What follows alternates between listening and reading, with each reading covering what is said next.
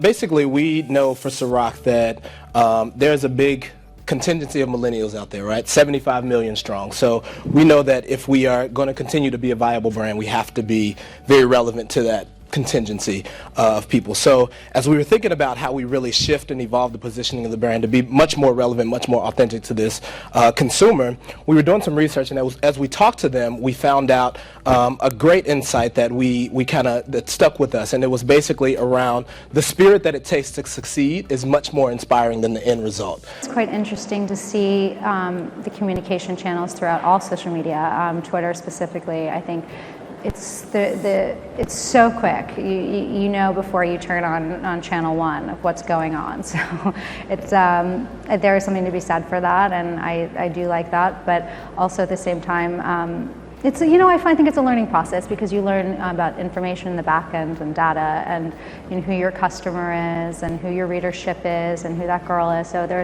with all that research that comes along, it's very helpful within business. So a lot of people have used influencer marketing, and they may have done it a year ago or 2 years ago, and maybe it wasn't a good experience. Maybe they didn't get the kind of return they wanted, and it's slowly growing. And the reason is we used to do, funny Instagram branded, and then funny, or like Vine. I specifically remember Vines where it was like a funny Vine, a branded Vine, and you'd read the thousands of comments, and 50% of them were saying, sell out, stupid, why'd you do this ad, we hate this. And the other 50% were little fangirls or kids. They were like, oh, he has to, it's okay, it's his job, and they were just defending him, but nobody was talking about the brand. Influence is completely different to every different person. So there are, world famous actors who will show up to one of your dinners, but then there'll be editor.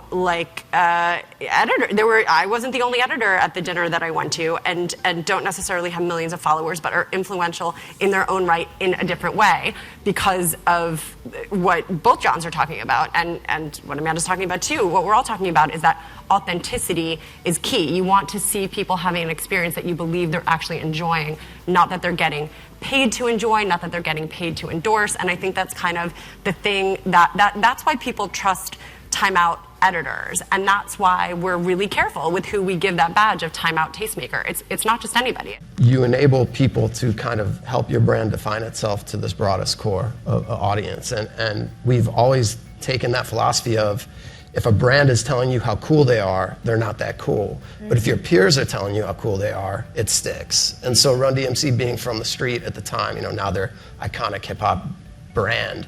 But at that moment in time, they were just kids trying to do their thing. Be really real with who you are as a brand, and really, really make sure you pressure test. Like, is that who you are? Is that what people want? And make sure to go search and spend time and research who are these influencers that match perfectly. Because what I think what Wex is saying right now is very special, is that you do not change people to fit your brand. You are just trying to build a bigger tribe for who you are and the company you represent. So being true to yourself, hanging on to that is a big deal.